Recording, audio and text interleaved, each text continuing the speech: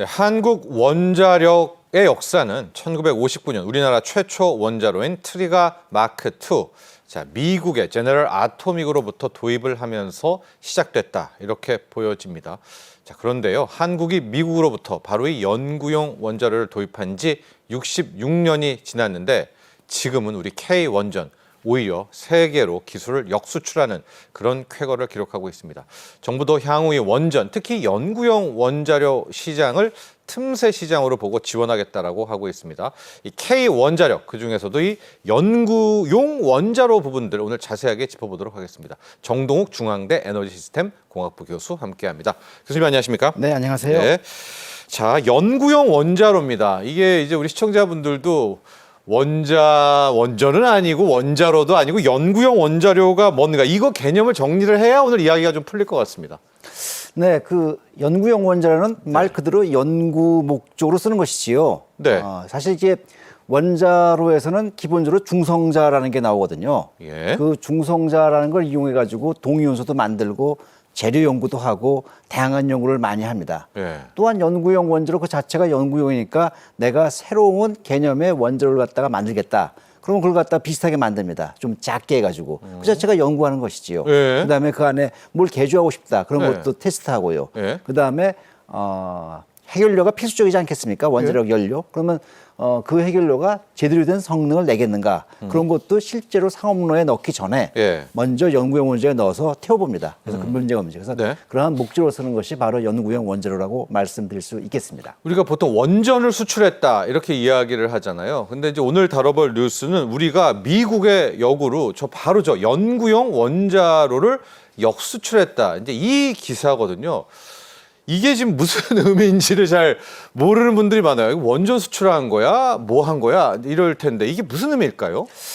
이 원전은 이제 전기를 생산하기 위한 것이고, 네. 이제 말씀드린 대로 연구용 원자로는 연구를 하기 위한 것인데, 예. 이거를 사실은 우리나라가 미국으로부터 처음 받았어요. 1959년도에 미국으로부터 일종의 이제 무상 공여를 받은 게 시초인데, 그로부터 시작해가지고 지금 우리가 거의 60년 넘었죠. 66년 차. 66년. 예. 네. 이때 드디어 이제 우리나라가 그때 배운 기술 갖고, 그걸 갖고 배운 기술 갖고 미국이 연구용 원자를 필요로 하는데 거기에 우리가 설계를 우선 하는 데 있어서 우리의 기술을 넣어서 그걸 해주겠다라고 간 것이지요. 그러니까 예. 이거는 우리나라 원자력 기술의 역사가 얼만큼 길고 어떻게까지 이 수준에 도달했는지를 갖다가 보여주는 한 이정표라고 봅니다. 왜냐하면 미국은 원자력을 제일 처음 시작했고 그다음에 기술 수준을 봤을 때 뭐 제일 높거든요. 그렇죠. 전 세계에서 아무래도. 네. 근데 거기서 우리나라의 그 연구용 원자로지만 그 설계 기술을 갖다가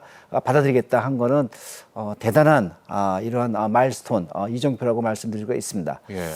덧붙여서 좀 말씀드리는 게 뭐냐면요. 이 연구용 원자로 지금 한 건 초기 계약으로서 이제 설계인데 예. 설계 부분에 일정 부분을 갖다 먼저 해주기로 한 것인데 이거를 받아들인 건 뭐냐면은 상업용 목적의 그 원자로와 달리 연구용 원자로는 일종의 주문 생산이에요. 예. 커스텀 생산이라서 그 발주하는 사람이 다양한 요건을 부과합니다. 나는 이게 필요해. 나는 연구용 목적 이걸 쓰겠어. 예. 나는 동위원소 이런 걸 생산하고 싶어라고 이제 요구하거든요. 예. 거기에 입맛을 맞춰서 설계를 해줘야 돼요. 예. 근데 그걸 갖다가 한국이 입맛을 맞춰 설계해서 능력을 보여줬다는 것이지요. 그래서 이거는 우리나라 원자로 설계 기술에 있어서 대단한 그 기술 능력을 보여줬다라고 말씀드릴 수가 있겠습니다. 원전 수출하는 국가들이 꽤 있지 않습니까? 네. 연구용 원자로 수출한다고 하면 이건 좀 더 이렇게 좀 높게 쳐줍니까? 이건 더 수준급이다 이렇게 되는 의미인가요?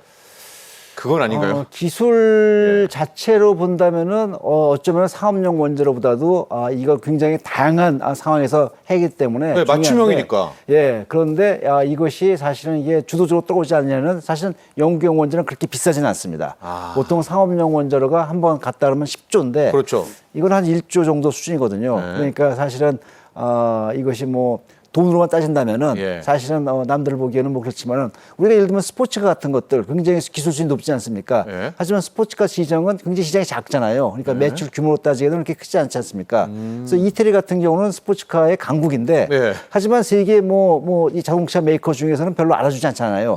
하지만 스포츠카 그런 데서는 좀 알아주지 않습니까? 예. 뭐 그러한 좀 특성이 있다라고 보시면 되겠습니다. 아, 이제 정확히 좀 개념 정리가 됐습니다. 그러니까 이탈리아의 슈퍼카와 네.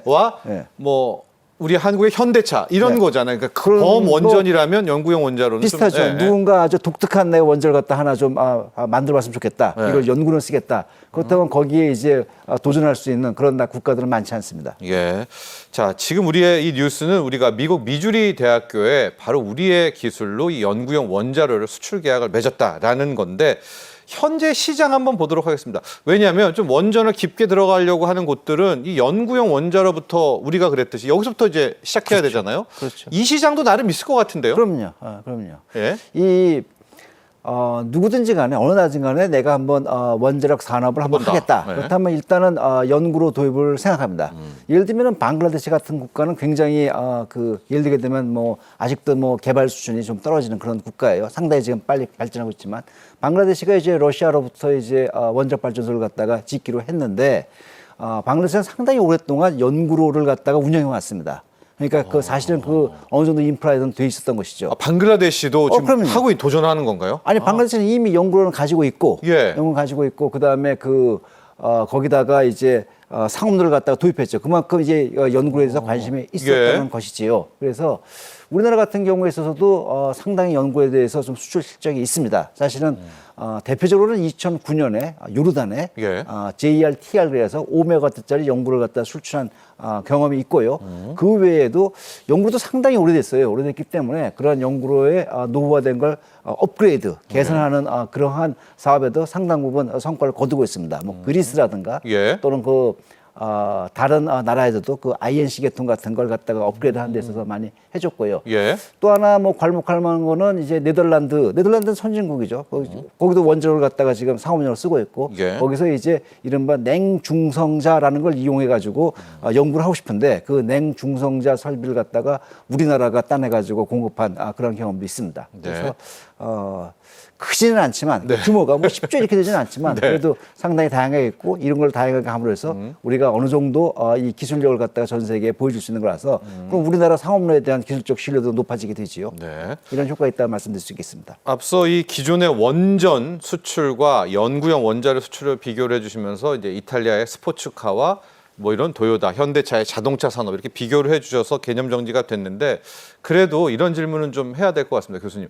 연구용 원자로를 이렇게 막 수출하는 게 먹거리 될 수 있습니까? 이것도 그러니까 원전에 좀 뭐 산업 차원에서 좀 보면 어떻습니까? 많이 수출하면은 먹거리가 되지요. 네, 이게 네, 뭐 예를 들어 가지고 대형 트럭 이런 걸 갖다가 하나 한다. 상업로에서 이러면 뭐 규모가 크지만 네. 몇 억 되지 않겠습니까? 네. 하지만 작은 것들은 좀 돈이 작잖아요. 하지만 많이 팔면 되지요. 근데 연구로 시장도 앞으로 전 세계적으로 이 원전의 확대 기조는 분명하거든요. 그러니까 연구로 시장 같은 것도 상당히 있겠다라고 보이고요. 예. 그다음에 이어가지고 무엇보다도 전 세계 한 200개 넘는 연구용 원자로가 지금 운영되고 있어요. 근데 그 연구들도 상당히 지금 업그레이드 해거든요. 노후화돼 가지고 네. 좀 개선도 하고 출력도 높이고 좀 더 다양한 용도로 써야 되고 그렇기 때문에 상당히 가능성이 있고 하나 더 덧붙이자면은 지금 현재의 연구로를 갖다가 쓰는 거에 많은 방향이 방사성 동위원소를 이용한 암 치료 이 건강 목적이 많이 있습니다. 그 수요가 만만치 않습니다. 이번에 예. 미주리 대학에서 하는 그 연구로도 그 예. 목적이 방사성 동위원소를 생산하는 게 있습니다. 거기서 동위원소를 생산해가지고 뭐 우리 전립선 암이나 네. 내분기 계통의 암 치료하는 그 류테툼이라는 걸 생산하겠다는 게 있거든요. 그래서 그런 것이 점점 더 확산되면은 아마도 제가 보건대는 뭐 상당히 뭐 시장은 뭐 가능성이 있다라고 말씀드릴 수 있겠습니다. 그렇습니다. 바로 그 부분입니다, 여러분. 이제 지금 트럼프 대통령이 등장하면서 석유, 석탄, LNG 가스 이렇게 가고 있지만 결과적으로 탄소 중립으로 간다라고 하면 원자력이 또 갖는 비중이 있을 테니까 그렇죠. 지금 미주리 대학교지만 뭐 전 세계 대학마다 다 연구로들을 하나씩 꿰차서 수입을 한다면 이 시장은 굉장히 커질 수 있는 거 아니겠습니까? 정부도 20년간 향후 50기 정도의 연구로 건설 수요가 있겠다. 여기에 좀 지원하겠다는 이야기를 밝혔습니다. 어떤 좀 방안, 정부 뭐 수출 방안은 어떤 거 좀 포함이 돼야 된다 이렇게 보십니까? 제가 보건대는 예. 이번에 미주리 대학 연구로 여기에 우리가 처음에 이제 설계 단계에서 수주를 한 것도 저는 이런 배경을 좀 있었다고 봅니다. 지금 현재 우리나라에서는 부산 기장에 기장 연구를 갖다가 짓고 있습니다. 그거는 이제 15메가와트짜리라서 미주리가 지금 요구하는 건 20메가와트짜리인데 예. 현재 미주리가 갖고 있는 10메가와트짜리입니다. 그걸 갖다가 2배 정도 더 출력을 크게 상사층을 요구해가지고 거기에 이제 입찰을 해서 성공을 했는데 네. 이 기장 연구로도 이게 방사선 동위원소 생산 전용로거든요. 방사선 동위원소 생산해가지고 거기서 이제 뭐 테크티우메 같은 걸 해서 그런 거 하게 되면 우리가 이제 방사선 갖고 진단하는데 쓰게 됩니다. 예, 그걸 부산 기장에 있습니다. 부산 기장에 지금 짓고 예, 있습니다. 예. 짓고 있는데 그것이 아마도 이 미주리 대학의 수주를 갖다 하는 데 있어서 굉장히 튼튼한 배경이 됐을 거라고 봅니다. 그래서 드리는 말씀 뭐냐면은 연구를 많이 지어야 돼요. 우선 우리나라에. 예를 들게 되면 우리나라 원자력연구원은 연구로가 하나밖에 없어요. 근데 네. 일본만 하더라도 일본에 있는 일본의 원자력연구소는 5개를 갖고 있습니다. 무려. 5개를 갖고 있기 때문에 예. 사실은 우리가 지어 보고서 또 새로운 연구로형 예를 들게 되면은 제 4세대 원자로도 있거든요. 이게 지금 이제 경수용이 아니고 그럼 예. 특수한 그렇게 좀 더 개선되고 좀 더 특별한 원자로에 대한 거 연구도 우리나라만 좀 지어봐야 되죠. 좀 지어오는 걸 있어야지만 그걸 바탕으로 해가지고 새로운 연구 시장을 또 개척할 수 있고 예. 그런 점에 있어서 국가가 연구로 우리나라 하나로 연구로도 거의 40년 됐거든요. 이제 그러니까 이제 새로운 또 연구를 갖다가 건설해보고 하는 도전을 좀 했으면 좋겠습니다. 예, 지금 화면에 나오는 게 우리 하나용 연구로라고 합니다. 하나로입니다. 예, 하나로. 하나로. 예, 예. 예. 연구용 원자로의 모습 지금 함께 보시고 있는데, 자, 우리 교수님께서는 우리 자체가 좀 몇 개를 더 짓는 것이, 왜냐하면 그래야 향후 또 원전 업그레이드도 가능하다 이런 말씀이신 거죠? 맞습니다. 또 하나 예를 들면 미국만 해도 대학에 상당히 연구로가 있어요. 뭐 그러니까요. MIT도 연구로 있고 미시간도 있고 이번에 미주도 대학에 있지 않습니까? 대학에. 근데 우리나라는 대학에서 연구를 갖고 있는 대학은 하나도 없어요. 교육용이라 그래서 조그만 거, 뭐 몇 와트 수준이 사실은 텍사스 무슨 대학에서인가 우리나라에 공유해줘서 경희대가 하나 갖고 있는데 그거는 수준이 몇 와트 수준밖에 안 돼요. 그리고 그거는 사실은 우리나라가 뭐 텍사스에서 공유받아서 한 것이니까 사실은 우리나라는 대학에서 제대로 된 연구를 갖고 있는 대학이 있냐 하면은 저는 없습니다. 그때 이런 점에 있어가지고 좀 더 활성화가 필요하다라는 말씀을 드리고 싶습니다. 네, 자, 지금까지 연구용 원자로 수출 이야기를 했는데, 원전 이야기로 또 가봐야 되겠죠. 이제 사이즈도 크고 정말 우리의 새로운 먹거리가 될 텐데요. 체코에서 쾌가가 있지 않았습니까? 지금 또 하나 들리는 소식이 카자흐스탄에서 하려고 한다. 여기에 지금 도전을 하고 있는지 카자흐스탄이 향후 또 하나의 우리 원전 수출의 목표치가 되고 있습니다. 다 뛰어들고 있죠. 지금 러시아, 프랑스도. 네. 카자흐스탄 거 우리가 또 따내와야 될 것 같은데요, 교수님. 우리의 강점, 우리가 준비해야 될 점 뭡니까? 이번 카자흐스탄에서 이제 원전 이제 입찰 경쟁 시장이 열리게 된다면은 본격적인 이제 중국, 러시아와의 경쟁에 붙게 될 거라 봅니다. 그렇죠. 근데 그 그라운드가 그 평평한 그라운드라면은 그렇게 보지는 않습니다. 약간은 기울어지는 운동장인데 이게 아시다시피 카자흐스탄은 구소련 러시아 원전 쪽으로. 체제에 있었던 네. 국가고요. 그러다 보니까 아무래도 러시아 원전은 VBR 1200짜리 그것이 아마도 이렇게는 보이는데 하지만 또 국제적인 지금 추세가 러시아를 조금 배제하는 추세니까 네. 그리고 그런 국가들도 서방 기술을 갖다 좀 도입하고 싶어하는 그런 트렌드가 좀 있으니까 기울어졌지만은 그래도 어느 정도 좀 바라볼 만하다라고 보고요. 쉽지 않은 게임이 될 거라고 봅니다. 왜냐하면 러시아나 중국이나 강국이고 또한 거기도 굉장히 경제성 있게 공급을 하고 있기 때문에 프랑스 또 들어왔네요, EDF도. 프랑스는 뭐 온 동네 다 명함을 내지요. 그래서 뭐 프랑스도 들어오는데 나쁘지 않다 봅니다. 그래야지 뭐 서방 국가 들어와가지고 뭐 2대2 게임이 되지 않겠습니까? 예, 예. 그래가지고 들어오는데 예. 쉽지 않은 게임인데 우리나라로 봐서는 카자흐스탄은 그 자원이 많은 나라예요. 우라늄도 많습니다. 그렇죠. 우리나라도 이미 우라늄을 갖다가 카자흐스탄 수입하기 때문에 어떤 그런 절충 교역이라든가 이런 걸 갖다 잘 좀 구사하고 그다음에 카자흐스탄 같은 경우에 있어서는 아마도 국내 수출 지원 금융 같은 게 좀 필요할 거로 봅니다. 이런 수출 지원 금융 같은 걸 갖다 좀 동원하고 한미 원자력 협력하기로 되어 있으니까 카자흐스탄 갈 적에 미국도 좀 외교적으로 또 그다음에 수출 금융 차원에서 좀 지원을 했으면 좋겠다라고 해서 잘 풀어가면은 또 가능성이 있지 않을까라고 봅니다. 자, 11월이랍니다, 여러분. 이제 카자흐스탄이 11월에 최종 공급자를 선정한다라고 하는데 우리의 한수원도 지금 최대한 노력을 하고 있어요. 교수님 앞서 잠깐 좀 언급을 해주셨는데 우리가 이제 그동안 미국이 자꾸 우리 갈 때마다 우리에게 좀 발목을 잡지 않았습니까? 이때 미국을 좀 등에 업고 같이 둘이 카자흐스탄 들어가면 어때요? 좋지요. 네, 그 전략으로. 이게 지금 이 카자흐스탄에는 이제 미국은 참여하지 않는 것 같아요. 예. 이제 우리나라 가니까 그렇다면은 이제 미국의 외교력 또 트럼프 대통령이 또 강한 외교력이지 그렇지 않습니까? 그럼 웨스팅하우스 맨날 우리한테 뭐라고 맞습니다. 하잖아요. 예. 맞습니다. 그러니까 그거 좀 발휘해주고 그 다음에 아무도 카자흐스탄이 자국 내에 자금 갖고서 이걸 짓기는 쉬워 보이지 않습니다. 그렇다면 이제 금융 지원 같은 거 이렇게 감으로 해가지고 이 원전을 중심으로 해가지고 카자흐스탄이 서방 세계하고 연결을 갖다가 가교를 만들게 된다면은 이건 세계 평화한테 좋습니다. 그렇죠. 왜냐하면 원전 60년 가기 때문에 예. 거기서 이제 무슨 일이 일어나면 안 되니까 계속해서 긴밀한 협력을 하게 되거든요. 그래서 그런 차원에서 한미 원자력 협력이 잘 이루어졌으면 좋겠습니다. 네. 지금 현재로서는 러시아 쪽이 좀 유력해 보이기는 하지만은 이제 교수님도 우리 한국이 카자흐스탄 걸 따왔다면 이게 완전히 좀 어떤 화해 무드, 평화의 무드를 상징하는 거 아닙니까? 맞습니다. 예. 예, 예. 그런 점을 좀 어필해야 될 것 같아요. 맞습니다. 예. 예. 자, 그런 전략도 좀 수립하면서 11월에 한번 기대를 해보시기 바라고요. 자, 오는 29일에서 30일 한국 이 원자력 연차 대회 가장 큰 행사가 열리게 되는데 여러 가지 화두 중에서 역시 SMR이 크게 주제가 될 것 같습니다. 지금 한국 SMR 이것도 한번 분석해 봐야 됩니다. 미국도 SMR 하고 있는데 물건이 지금 안 나오니까 투자자들도 주식 투자하는 업계에서도 이거 되나? 좀 이런 게 있거든요. 지금 어떻습니까? SMR의 현주소? 왜? 그 우리나라 같은 경우는요, 네. 이미 SMR 갖다가 그 건설하기로 전력 수급 계획에 들어가 있습니다. 있죠. 그래서 2035년 첫 번째 모듈 2034년 9월에 들어갑니다. 네. 그렇기 때문에 10년 내에 이제 뭐 SMR이 이제 상업 전기 시장에 들어온다라고 말씀드릴 수 있고요. 해외 같은 경우에도 가장 빨리 가고 있는 거는 캐나다입니다. 캐나다에서 짓고 있는 것이 BWR RX 300인데 그거 역시도 미국 GE하고 일본 히다치가 합작을 만든 것입니다. 그것도 2029년, 하여튼 2030년 이전에 그 중공을 하겠다. 그래서 지금 현재 건설 심사가 진행되고 있습니다. 네. 그렇기 때문에 뭐 조만간 이게 가셔야 될 거는 분명합니다. 분명해서 이것이 항상 좀 이게 좀 잠복기가 있거든요. 잠복기가 네. 있다가 어느 순간 이제 폭발적으로 올라가거든요. 그래서 시장의 추이는 지금 이제 잠복기에서 지금 이제 상승하려는 그러한 수준이 있다라는 말씀을 드리고 싶습니다. 예. 네.